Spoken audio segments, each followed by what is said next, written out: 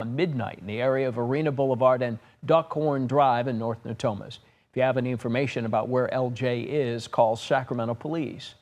Death toll in Texas climbing to 110 after those devastating floods on the 4th of July. Officials say more than 170 people are still missing. That's more than 3 times higher than previously stated. Texas Governor Abbott believes the surge in the number of people missing is largely due to the holiday weekend.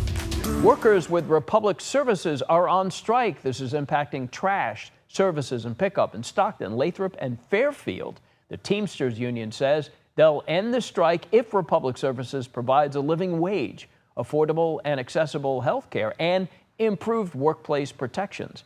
Republic Services says they're in contract negotiations and adjusting their operations to continue to provide services. You now can keep your shoes on when you go through security at the airport. Department of Homeland Security says it's confident in ending the policy while still maintaining high security. That's because of new scanners and technology, enforcement of real ID, and more officers at checkpoints. Rob? Okay, we've got a hot day ahead, but this is normal hot, I guess you could call it, for July. You can see spot on for averages in the low 90s, but definitely different than the 80s we saw yesterday. Lack of a delta breeze means we're going to retain the heat and be warm into the evening, around 87 degrees by sunset later on tonight. We've got a heat wave on the way, 2 days of triple-digit heat, not records, but certainly we have not seen triple digits in a while, and it's going to back off just in time for the weekend. As far as Sacramento traffic goes, we've got one crash here in West Sacramento, so this is as 50 turns into through Biz 80 in that zone. That's just always difficult to navigate anyway, so heads up for that. That's a crash blocking lanes. Also this one, 120 as it comes into 5 near Manteca. All right, be sure to join us following this newscast over on ABC 10 Plus. We'll continue to bring you the latest news along with a breakdown of what the recently passed Big Beautiful Bill means for your tax deductions. Take you outside right now. Beautiful shot. Kings Beach, North Lake Tahoe. What a nice day it's going to be up there, and probably, most certainly, a lot cooler this afternoon than what we're going to be dealing with. Yeah, they're looking at 70s. We've got 90s. So, do I say this joke too much? You could drive to the weather you want in Northern California. No, that's a fact. That's not. Yeah, that's a fact. I like that. Good ad lib there. All right, we'll be back streaming ABC 10 Plus next.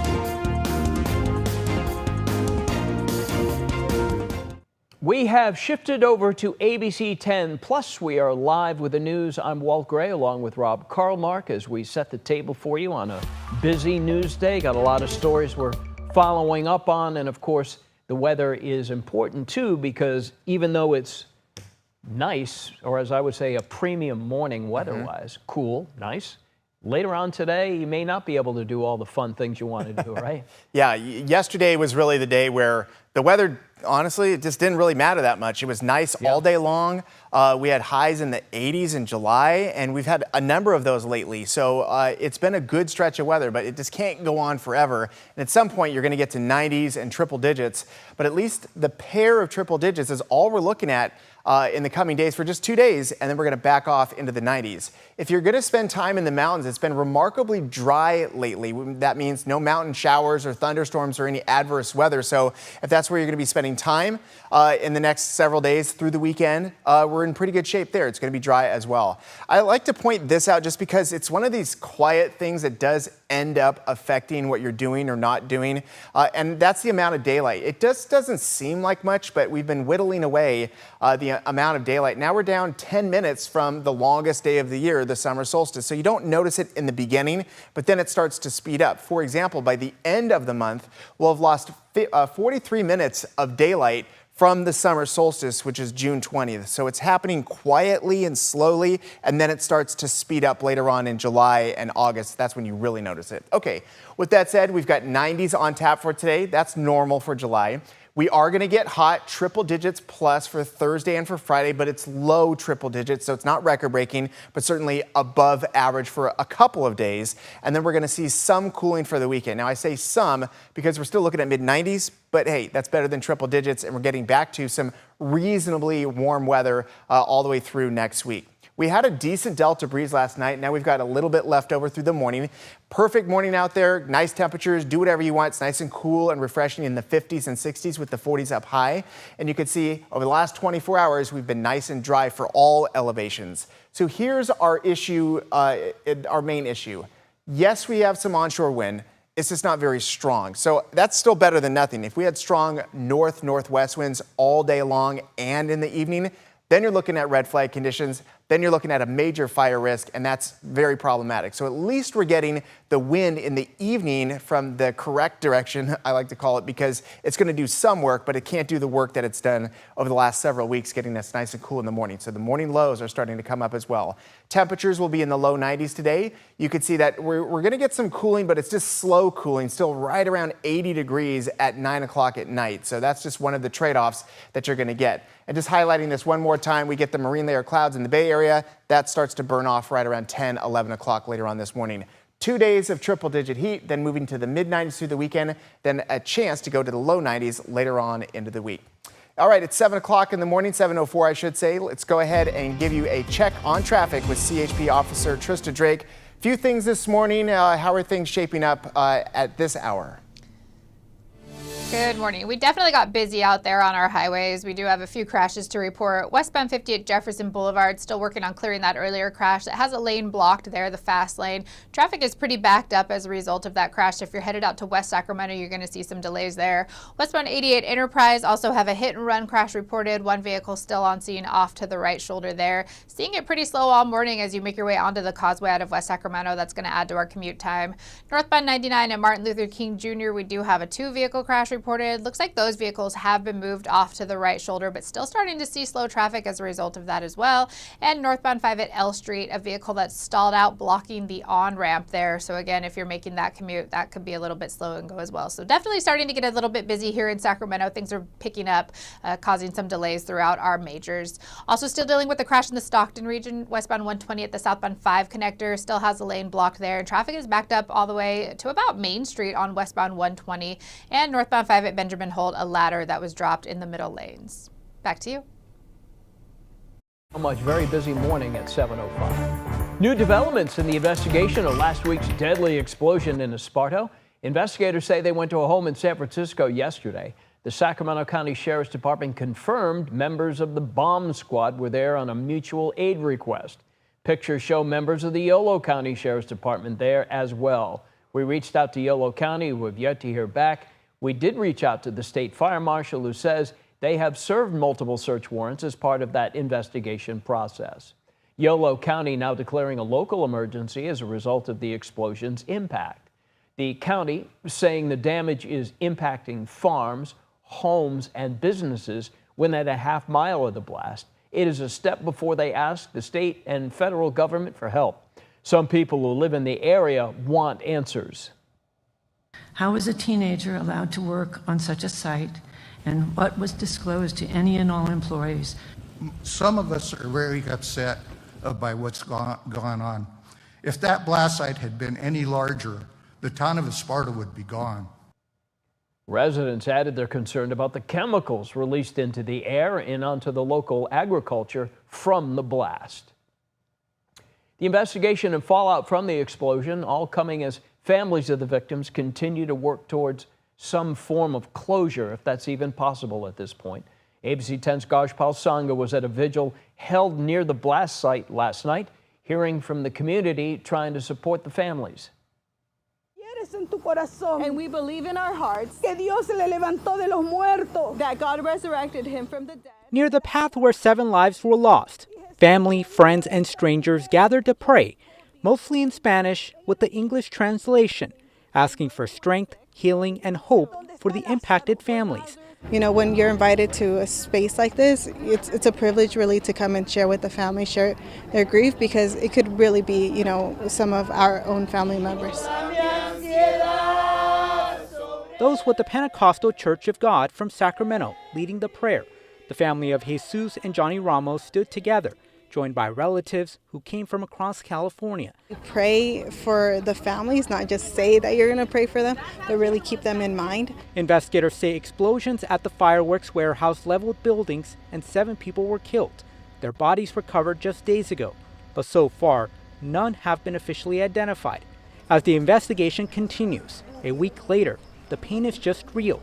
But Tuesday night, it was met with something else: togetherness and strength. Oh, they have a great community. They have a great support system with them. So really, you know, rely on them, rely on their family, and embrace those that they have close to them.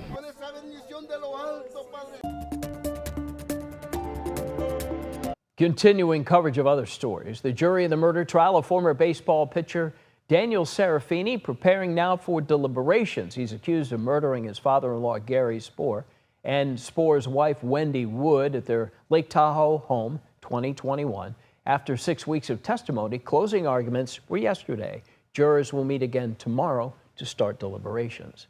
Loved ones are mourning the loss of Paris Wyndham, who was killed on Monday in a suspected DUI hit and run on Del Paso Road, north of Thomas. Sacramento police say 25-year-old Jasdeep Singh was later arrested for the crash. Last night, Wyndham's family held a vigil. And if you're going to drink, stay home, period. Stay home or don't drive. That's what Uber, that's what Lyft is for. There's options. Ashley Oliver, Paris's mother, if you're going to drink, stay home. That's what Uber and Lyft is for. Those are some of the things she's concerned about. That's a GoFundMe to help cover funeral expenses. There's also a daily car wash fundraiser from 11 to 4:30, Safeway parking lot, Del Paso Road and Town Center Drive. Sacramento authorities looking this morning for a missing man. It's 33-year-old Lovett L.J. Moore, who's legally blind and last seen June 28th, about 12:30 a.m. in the area of Arena Boulevard and Duckhorn Drive, North Natomas, wearing a green shirt and black shorts. Police say they received a possible sighting of Moore near Richards Boulevard in Sacramento, but they were not able to find him. If you have any information, please contact Sac PD. Death toll in Texas now 110 after the 4th of July floods. And amid questions about what went wrong, Texas Governor Abbott says an investigation is going to happen. ABC's Christiane Cordero has more. This morning, the race to find those missing in the Texas Hill Country enters its 6th day, with a steeper mountain to climb than originally thought. Officials say more than 170 people are still unaccounted for, more than 3 times higher than previously stated. We will not stop until every missing person is accounted for. Texas Governor Abbott believes the surge in the number of people missing is largely due to the holiday weekend, people staying in the area without registering at a camp or a hotel. And several family members, like Thad Hartfield, have taken it upon themselves to join the search efforts. I'm just doing what a parent would do. Nothing else matters right now than to take this effort to find, my son and these other kids. His 22-year-old son, Aiden, and a few of his friends and girlfriend were staying in Thad's second home on the 4th of July in Kerr County. And this morning, new questions about why the region wasn't better prepared. Public meeting records show Kerrville discussed installing a flood warning system as early as August 2016. And records obtained by ABC News also show how just 2 days before the flood, state officials signed off on emergency plans for Camp Mystic, where a number of children are still missing. When asked about whether he's placing blame on anyone, Abbott acknowledged an investigation will happen, adding this. Who's to blame? Know this. That's the word choice of losers. The way winners talk is not to point fingers. There are also questions about the future of FEMA after President Trump vowed to overhaul or even phase it out entirely. The agency immediately responded to the Texas floods, and Trump has since avoided discussing whether he has changed his plans for FEMA. Homeland Security Secretary Noem, who oversees FEMA, claims the administration is streamlining its response without offering specifics. Christiane Cordero, ABC News, Washington. This morning, some sanitation workers with Republic Services are striking. Residents should expect trash collection to be delayed in Fairfield, Lathrop, and Stockton. Republic Services says they're adjusting their operations to make sure they can continue to serve the communities during the work stoppage. The Teamsters Labor Union providing us with a statement this morning saying Republic can end this by providing Teamsters with a living wage, affordable and accessible health care, and improve workplace protections, end of quote. Governor Newsom's tour of South Carolina continues right now. What many are considering his first step in a potential presidential campaign. The tour is being put together by South Carolina's Democratic Party. They say they're aiming to bring in national Democratic leaders to communities often overlooked. When speaking, Newsom didn't mention a presidential election run in 2028, but focused on the midterm elections of 2026. In 18 months, you have the power to end Donald Trump's presidency. South Carolina is one of the Democratic Party's early primary states. Governor Newsom's term ends in 2026. California taxpayers can now expect to deduct more from state and local taxes on federal income. Find out how the big beautiful bill is playing a role in doing that. Let's go to break.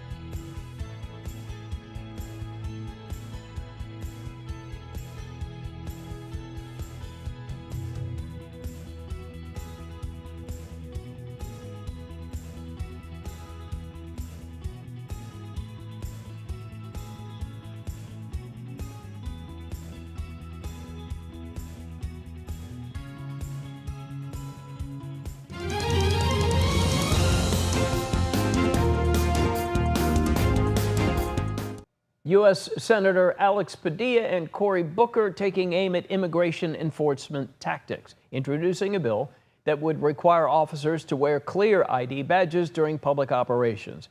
They say agents have shown up in unmarked gear with no names or agency info, sparking confusion and fear in communities, including in Greater Los Angeles. This new bill, called the Visible Act, aims to bring more transparency and accountability to immigration enforcement. 45 California state lawmakers also sent a letter to the Department of Homeland Security last week asking for more oversight. California taxpayers can now expect to deduct more from state and local taxes on federal income after the passage of the president's Big Beautiful Bill, also known as the SALT deduction. ABC 10's Jeannie DeWin now explains what this means for Californians and the housing market in our state.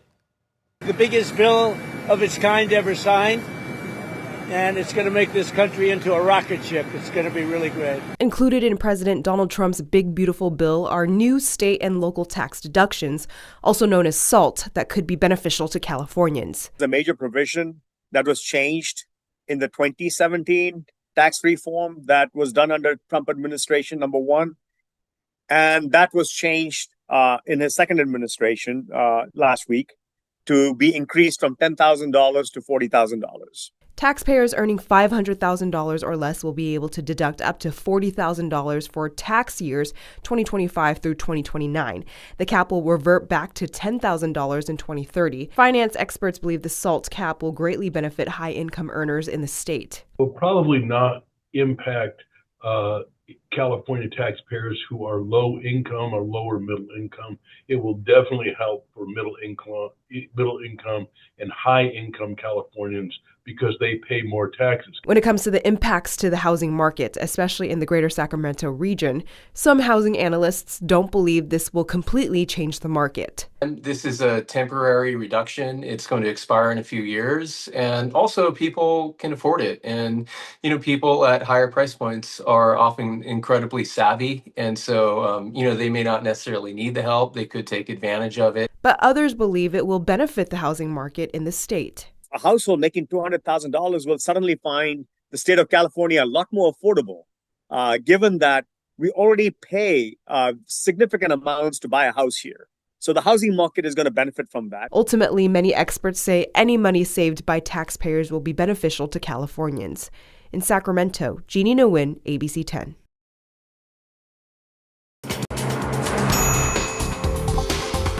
Time now for dollars and cents and more notices about tariffs promised by the president in a few hours. In an online post, President Trump says he'll release the letters outlining tariffs on another 7 countries this morning, and another batch will be out this afternoon. The president also says he'll put a 50% tariff on imports of copper and threaten 200% tariffs on drug imports. Amid concerns that higher tariffs could dampen demand for oil and gas, oil futures have slipped a bit this morning. Futures prices down about 0.1%. One of the president's key advisors could be in line for another job, the Wall Street Journal says. White House economic advisor Kevin Hassett is in the running to be the next chair of the Federal Reserve. The current Fed chair, Jerome Powell, a frequent target of criticism from President Trump, is due to leave office in May. Barbie is joining the millions of Americans living with diabetes. A new Barbie is the first with type 1 diabetes to help raise awareness about the condition. She comes with a glucose monitor on her arm and an insulin pump. Right now, Dow Jones up 200 points. We live in a world that's becoming more and more cashless, but how safe is it to swipe your debit card? Kaylee Marintet verifies. Can using your credit card instead of a debit give you better fraud protection? Let's verify. Our sources include Lane Mons from the Better Business Bureau and American Express. Credit cards have the Fair Credit Billing Act, and that limits your personal responsibility to $50 if the card is used improperly by someone else. For debit cards, it can be up to $500 depending on how long you take to catch and report the fraud. American Express shows that when you select debit for your card, it pulls automatically from your bank account, which means scammers can also pull right from your account. You're going to be out that money while the dispute is investigated. When you use a credit card, you can see the fraudulent transaction and open a credit card dispute with your card issuer to have it removed. If you're traveling, if you're making big ticket purchases, if you're in a different area, if you've had some problems on your account and you're concerned, use the credit card. So while banks do have some protections for debit cards, we can verify, yes, using a credit card instead of a debit gives you more fraud protection. All right, coming up, we'll have a look at the top stories we're following to help get you out the door on this Wednesday morning at 7:21. Stay with us.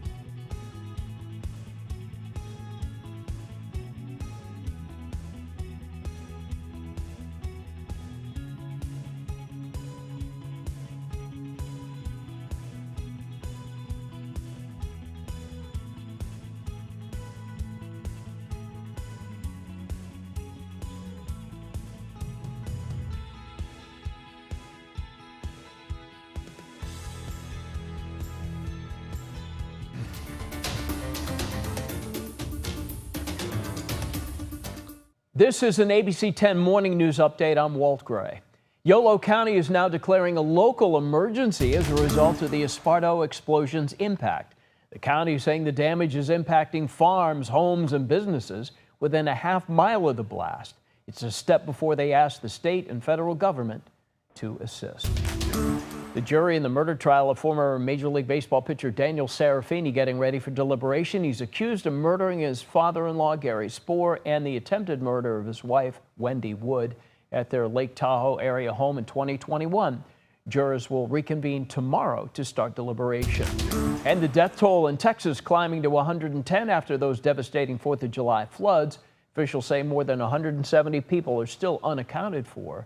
That's more than 3 times higher than previously stated. Texas Governor Abbott believes the surge in the number of people is due to the holiday.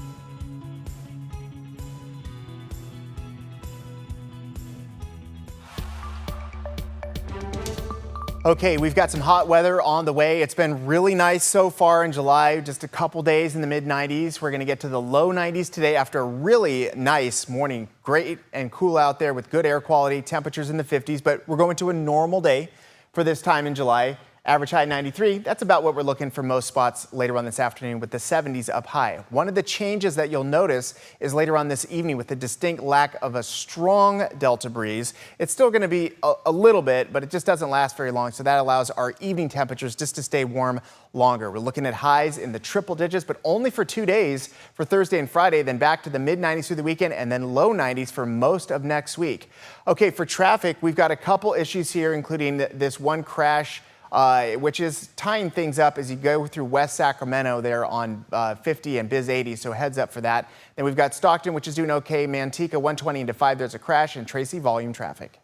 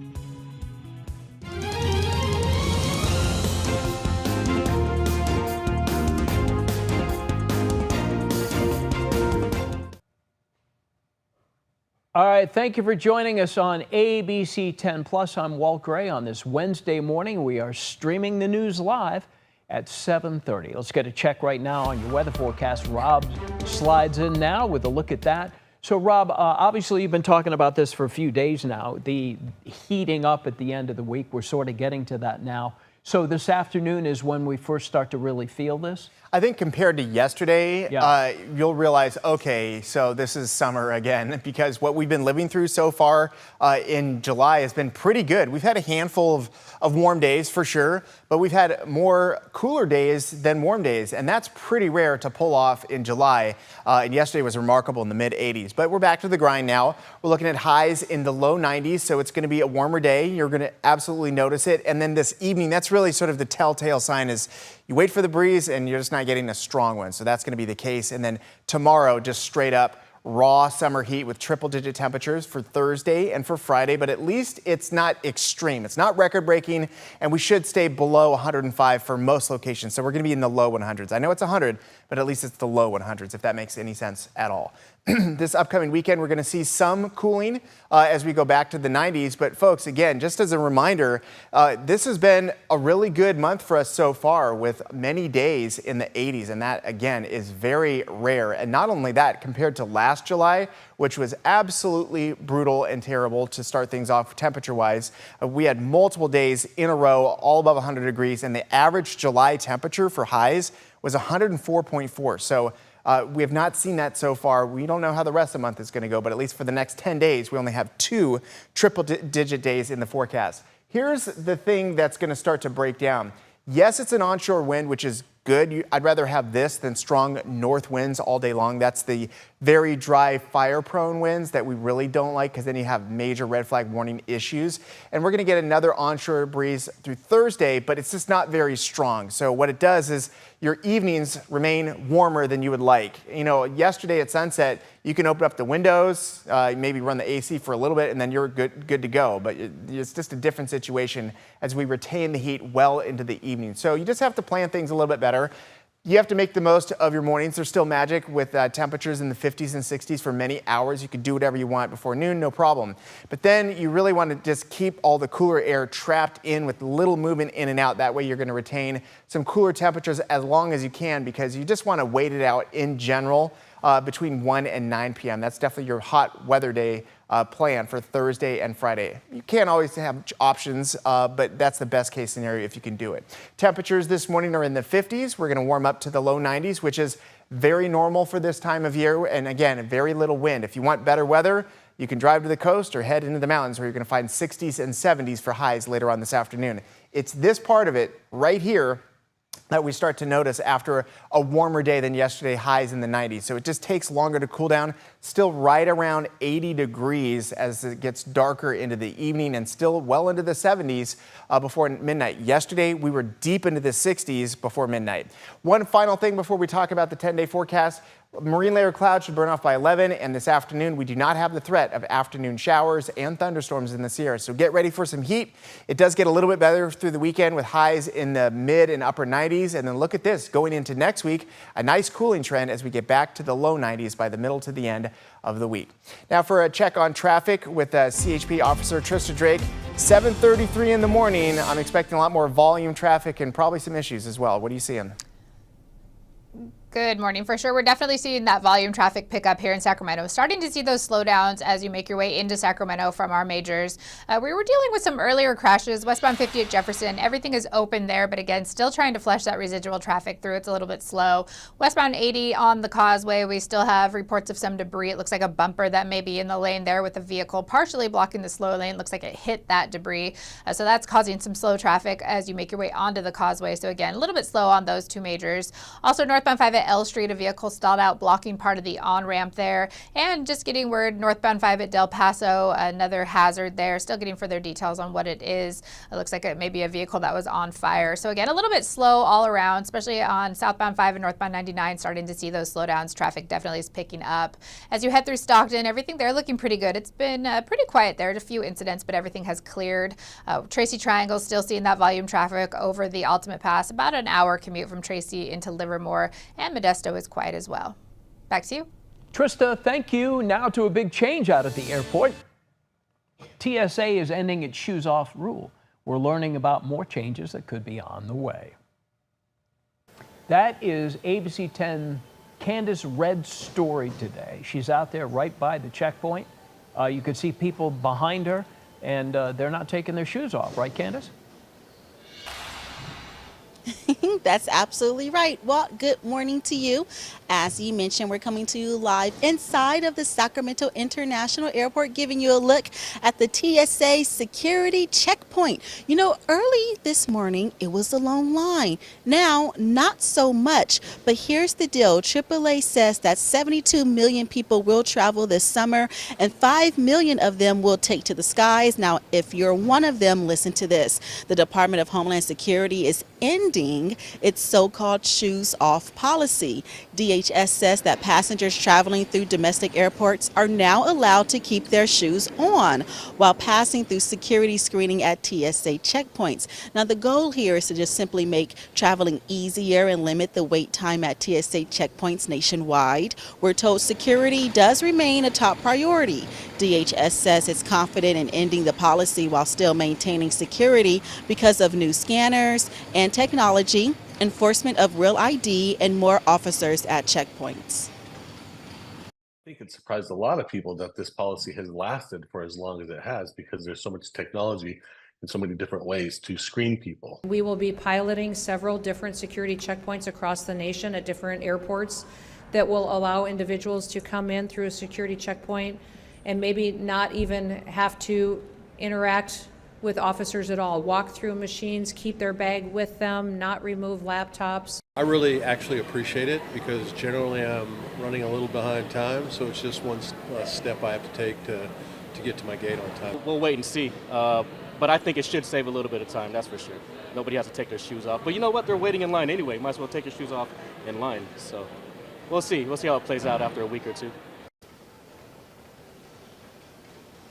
DHS says this initiative is just one of many the Trump administration is pursuing to usher in the president's vision for, quote, a new golden age of American travel, end quote there. Now, earlier this month, TSA announced its Serve with Honor Travel with Ease program.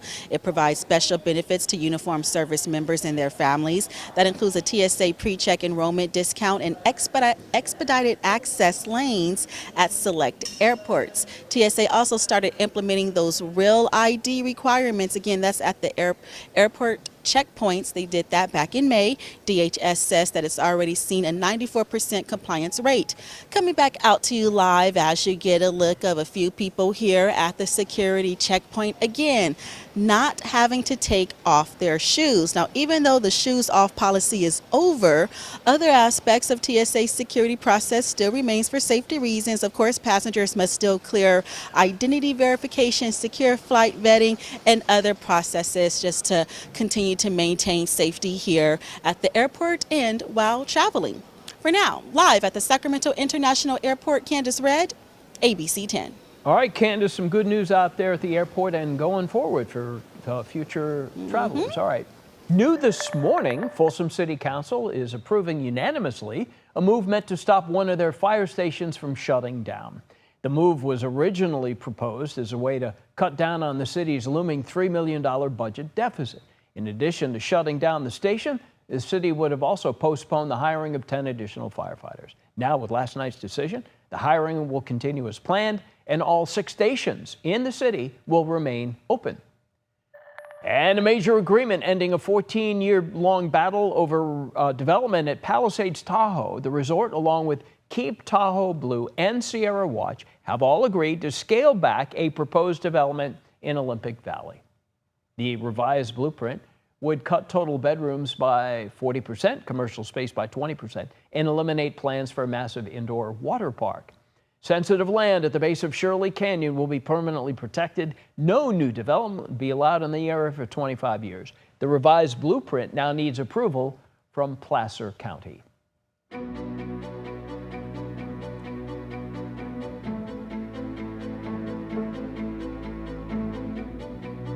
Major development going on in our ongoing investigation, the Wild West of Education.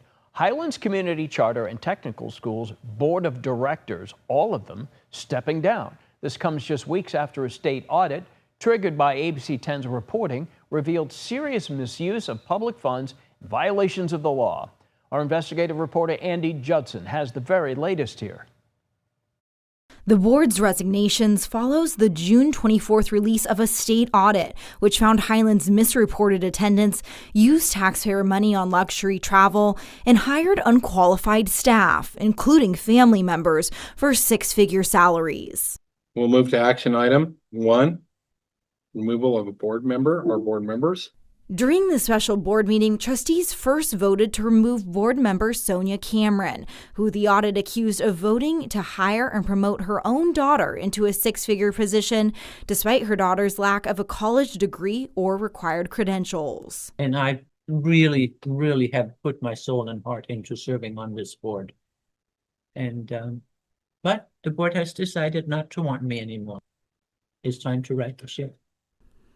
Immediately after that vote, one by one, the remaining board members, Ernie Daniels, Matt Powers, Ricky Jones, Sharon Rocco, Mike Reed, and Mary DeChance all announced they would resign. But I am resigning. To announce my decision to resign. I am too going to resign. 3 members will stay on until replacements are found to ensure the school remains legally operational. I will depart as soon as you know you have a suitable person. And with the board stepping down, newly appointed executive director Jonathan Raymond is now tasked with steering the school through the leadership crisis. Also new, the California Department of Education is requesting Highlands pay over $180 million back. That's money the audit says the school improperly received by misreporting attendance and more. Education Chair Assemblymember Murasuchi, who requested the audit, reacted to the news. Those were taxpayer dollars that were wrongfully received by the Highlands operators, and so it's only right that they have to pay that money back. In response, Highlands said they're reviewing legal options, saying in part, "Let's be clear, any suggestion that Highlands could give back $180 million is political theater and would force the school to close." And with the board stepping down, newly appointed executive director Jonathan Raymond is now tasked with steering the school through this leadership crisis. In a statement, Raymond said, "This moment is about accountability at every level," adding, "I ask for these resignations because I believe Highlands' future depends on a clean break from past governance failures." Andy, thanks. You can watch Andy's full report on the state audit and the entire 2-year investigation. The Wild West of Education. You can watch it right now, right here on ABC 10+. Opening that is AI powered, the first of its kind to open up in the region, is called Alpha Schools. They already have thriving campuses in Austin, Texas, and Miami. New campuses launching in New York, Houston, Dallas, and Charlotte. Students complete core academics in just 2 hours a day using AI tutors, freeing up the rest of their day for life skills like financial literacy. In-N-Out is going to be opening its 3rd location in Modesto today on Oakdale Road. The company says the new location will have 80 employees at the opening, and additional hiring will continue in the coming months. There you go, something to think about for lunch in Modesto. And a new way for people in Placer County to reach their fitness goals after you eat the In-N-Out. The best part, it is all free. Take a look at this. Lincoln held a ribbon cutting for a brand new outdoor fitness court yesterday, a partnership between the City of Lincoln and the National Fitness Campaign. You can find it at Foskett Regional Park along Finney Way. The goal of the new facility, to expand free access to high-quality workouts and exercise across the region, and to do it outside on a beautiful morning like we have right now. We're also hearing from the Sacramento Kings' newest point guard. Find out what he hopes to bring to the Kings. Marcus Allen. This ain't no Mickey Mouse operation. Actually, it is a Mickey Mouse operation. 70 years of Disneyland. We got the balloon. We got Mickey Mouse. We got Darla. Hey, give yourselves a big round of applause. You are witnessing history at the California State Fair. What it all means as ABC 10 Morning News continues. Back on a beauty shot of that balloon, and we'll be right back.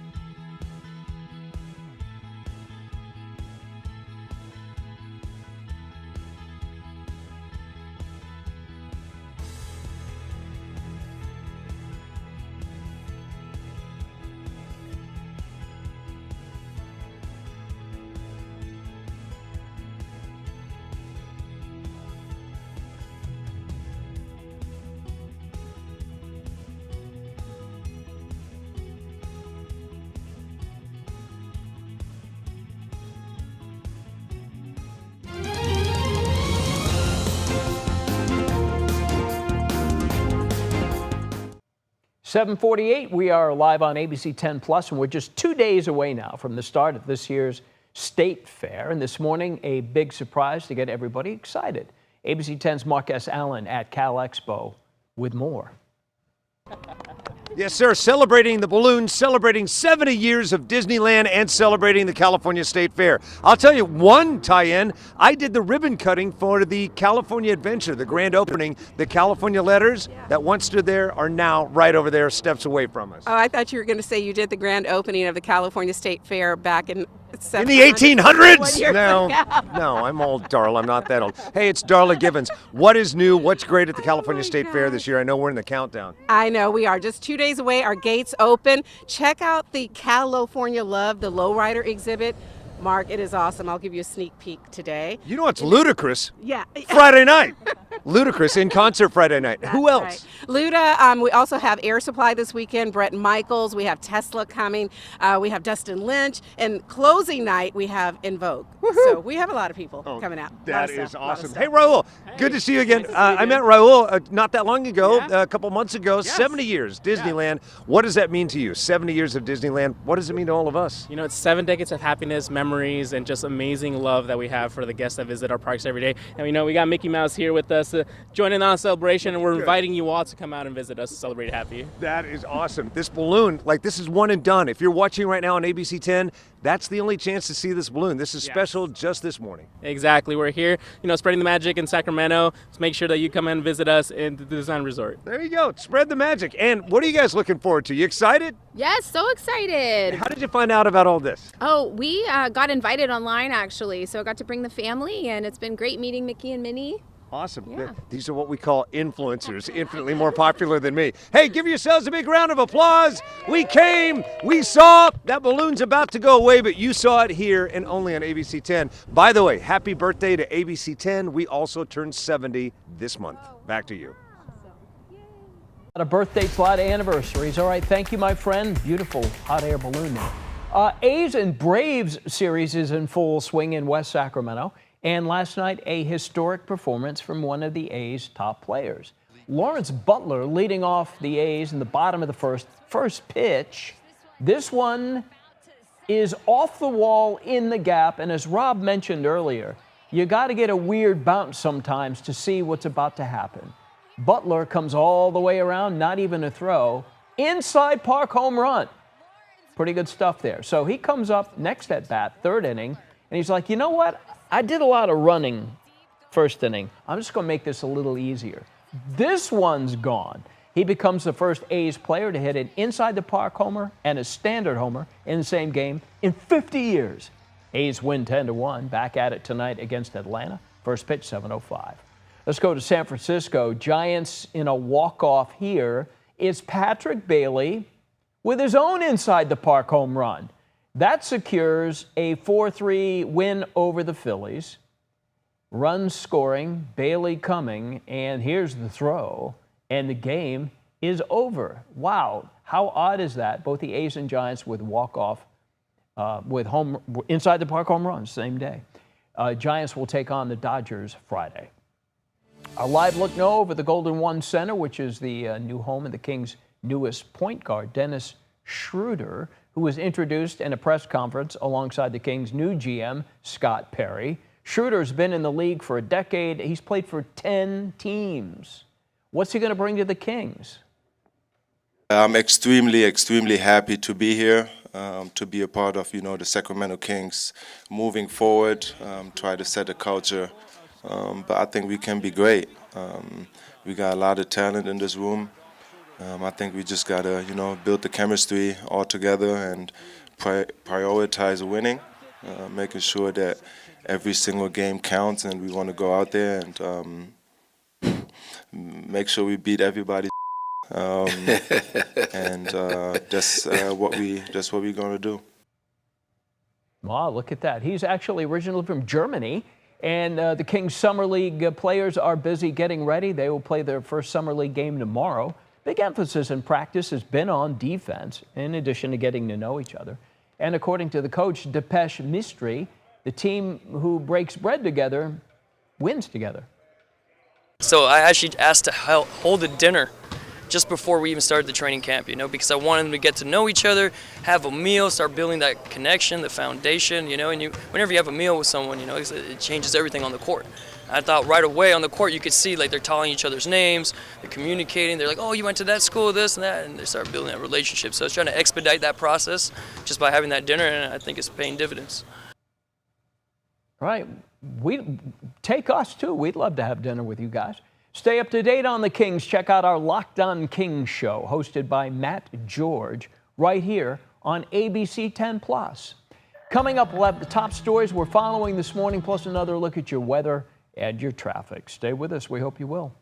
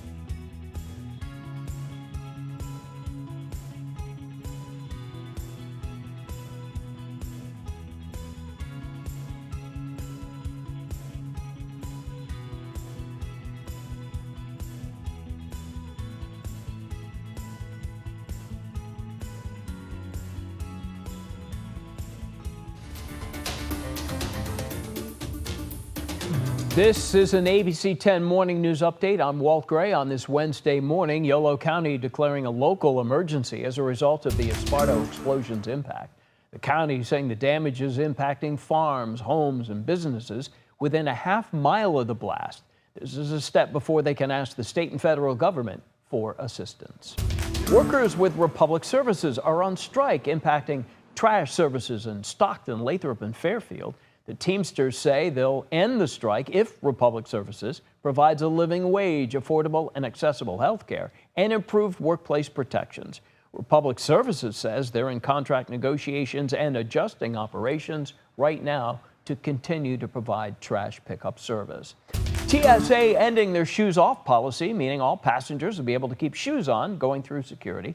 This change has taken effect immediately. Homeland Security says now evaluating the rules surrounding liquids and the requirements on removing belts and coats and hats and all that. Rob?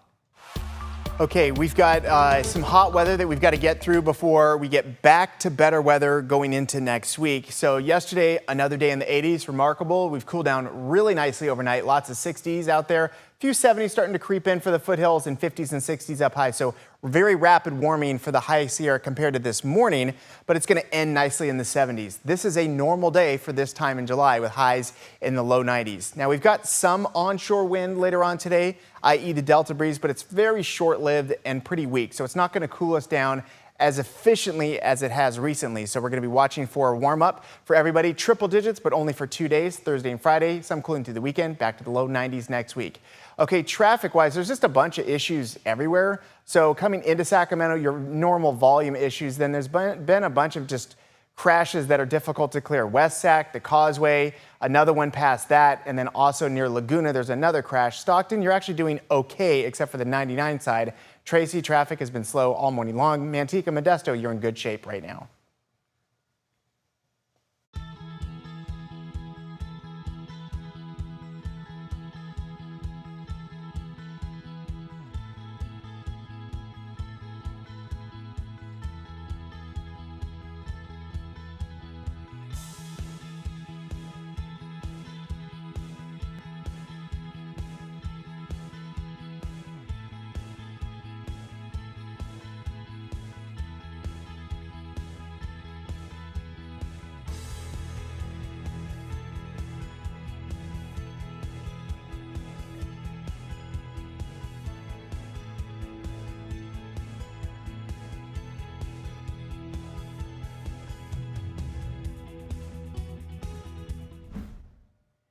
Here's what's next this morning in 57 seconds. ABC 10 Plus recap. A look at the headlines you may have missed.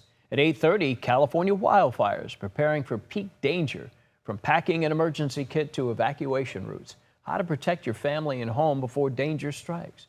Your California Life is at 9. At 9:30, take a look. A new superhero emerges in Ironheart. Mark S. Allen will have that for us. It's been a pretty good stretch of nice weather this July, but you know what? We're going to get back to the heat. At least I can tell you it's only 2 days, then much better weather going into next week. This is way better than last July. All right, ad lib over Skycam, and there it is. That's downtown Sacramento. Can't really see too much from that. You do see 2025 KXTV LLC. That's us as well. More news at 11. Have a fantastic morning from all of us at ABC 10 Plus.